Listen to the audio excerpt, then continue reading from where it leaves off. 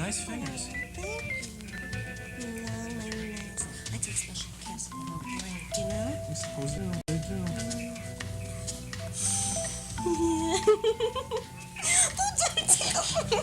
Are you ticklish?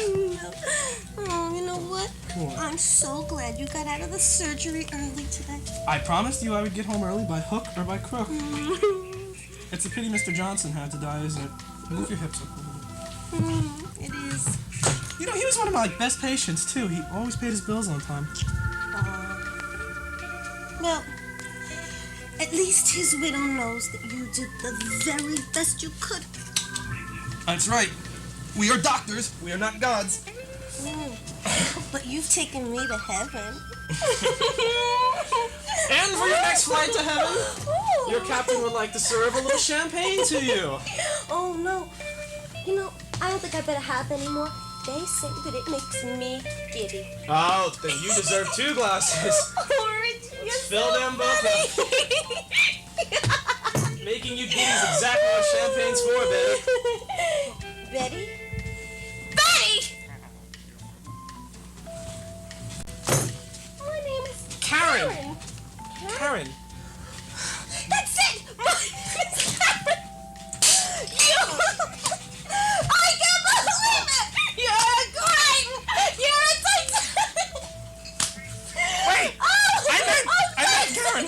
Tell me! Have you slept with Betty?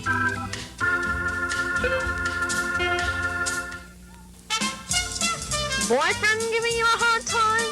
Parents on your back? Treat them to new Sprite beer by Killer. We guarantee your problems will be solved by the first slug. So remember, why fight?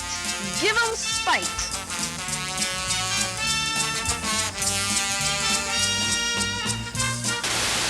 And even more assorted limbs lost. But that's really why we watch those auto races, right, kids? The pyre burns high in Indianapolis tonight. Tires will be flying everywhere along with the bodies of drivers, cars, and spectators passers-by.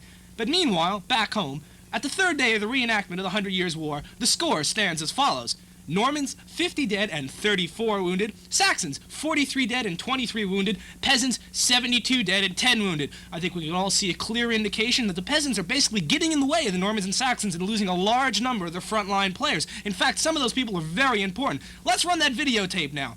Hey, way to go! What action! And there's today's high score, Sir Lavalier de Newark of the Normans. 6 Saxons, 9 peasants, and a monk killed today. Good going, SL. But unfortunately, his luck ran out in the 7th, when he was surrounded by 5 axemen and a bishop and got both his arms lopped off. Sir L had this to say as they dragged him from the field. My arms! My arms! Where are my arms? When asked if the arms will be grafted back on, trainer and official team bloodletter Alex, what do you mean, Payne Jones, replied, it's the 3rd set he's lost this week, so this time we're just going to graft his sword and shield directly onto his thumbs. He'll be out there and no one will ever notice, hacking away and killing people. The boy's a natural killer. You know, I have an interesting sidelight to add to that. Sir L is an interesting team player. He's tough, he's mean, and he's not afraid to get his armor dirty. And that's what you need in this kind of game. You need somebody who's going to fight for you. Arms or no arms, Sir L will be in there giving his 110% to the team that he's with that week. Okay, Alex and okay, SL, that's all for that on you. See you on the field of battle. Officials say the fun should really begin in a few weeks when the plague will be randomly distributed among the warriors by throwing festering cows into the troops. Everybody will be watching out for those cows, and if you have any cows to contribute, you can send them directly to the Saxons or the Normans. I can't wait! Festering boils, anyone?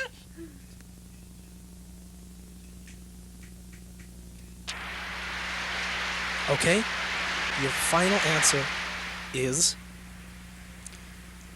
A duck. a duck. Oh, I'm sorry. The answer is Pope John II, but it was close. It was a really good try, Tom. Prove it! It's just a game. Calm down. And, well, she lost on Tons of Bucks, but we do have a consolation prize of $1,000 from our Tons of Bucks wall. And I'll be giving that to her shortly. Let's go over and pick our 3rd contestant for Tons of Bucks. We go to the Tons of Bucks Blender of Fate.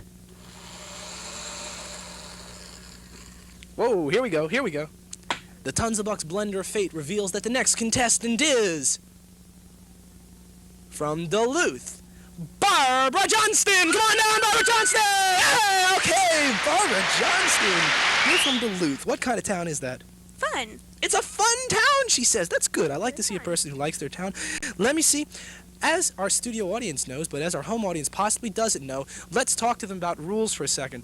Our rules state that you chose a subject backstage, and the subject that she chose was Speed Racer. No, I chose the Beatles. The Beatles. No, you chose Speed Racer. No. You chose Speed No, Racer. I You chose did. the You chose Beatles. Speed Racer. We have it backstage. I chose. It's just a game. Don't be a pain. She chose Speed Racer, and she's happy for it. And I just happen to have those Speed Racer questions right here. Now, as anybody knows, you have to answer 3 Tons of Bucks questions, and if you answer all 3 correctly, she will win the Tons of Bucks big check. Question number 1. What was that? Nothing. Thanks. Question number 1. What was Speed Racer's mechanic's name? Sparky. Sparky! That's right! She got it right! It was Sparky! You're 1/3 of the way there! That's good! Yeah. And she said she didn't know anything about Speed Racer. What are the people in Duluth going to think if you win this? They'll be very happy. They'll be happy is right! And we have to move right on to question number 2. Question number 2 gets a bit harder. So listen closely. Question 2. What kind of car did Speed Racer drive? A Mach 5. A Mach 5! She's got it right! She got a Mach 5! You're incredible! And she wanted to choose the Beatles earlier. Aren't you glad you stuck with Speed Racer? I chose the Beatles. She chose Speed Racer, but she likes the Beatles, and she's telling you on the air, but she's happy. And tell me, you're 2/3 of the way there. How do you feel? Great. She feels great, and she's ready to answer question number 3, the third and final question to the Tons of Bucks Grand Finale prize. Right. Are you ready for this question? I'm ready. Amy? The question is, what was Speed Racer's little brother's name? Sprite. Sprite-O! How did you know that? Did you cheat? She got it right! She got Sprite-O right! That was the hardest question! She's won our Tons of Bucks grand prize! Bring it on in! Yes, she's won Tons of Bucks! The check that... You're gonna try cashing that jewel out of thing. She's won Tons of Bucks! She's got lots of dollars! It's all hers! She's from Duluth! She's happy! And she's won Tons of Bucks! Tell me, how are the people in Duluth gonna feel? They're gonna love it! She's, look at all this money. This money's yours. You can take it to the bank. You can buy a pool. You can buy a shopping mall with it. It's Tons of Bucks. It's all yours. Look at that check. It's made out to our lucky winner. And it's Tons of Bucks. I'll tell you, thanks a lot for playing our game.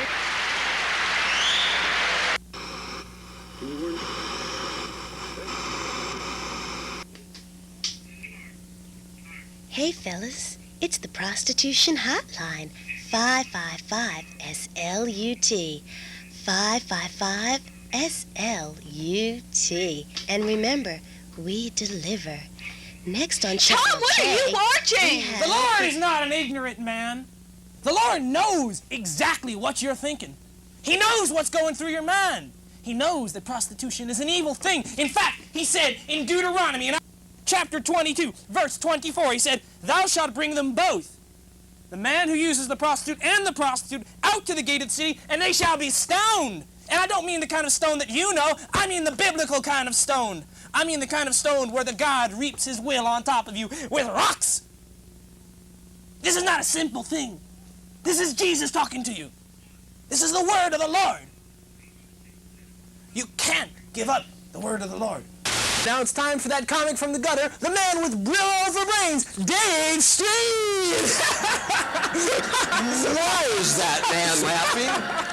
Hi, I'm Dave Street, and tonight we're going to talk about the mathematical formula for laughter, kind of Einstein's theory of comedy, which is L equals A over P multiplied by E, and which means that at the moment a joke is told, the laughter in response to that joke will equal the audience divided by their philosophies multiplied by their emotions.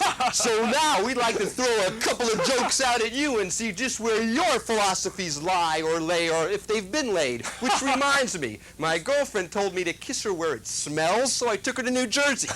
My stereo's sick, it has mono. If Anita Bryant married Moby Dick, she'd be I Need a Dick. How do you know God wants people to eat in New York City? He puts garbage cans in every corner.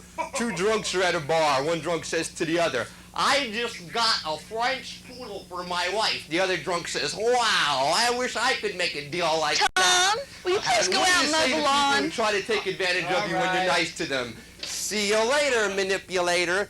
And talking about manipulators, my landlord said he's going to give me 3 days to pay the rent. I said, fine. I'll take Christmas, Easter, and the next 4th of July.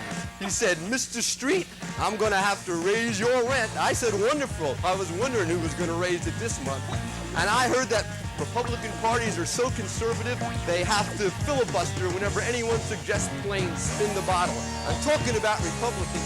This is when I can never tell them if it was really on the air, because I found out that those aren't really jelly beans that Ronald Reagan's been eating. And I found this out when I was watching retapes of the assassination attempt last year, and I saw that Ronald Reagan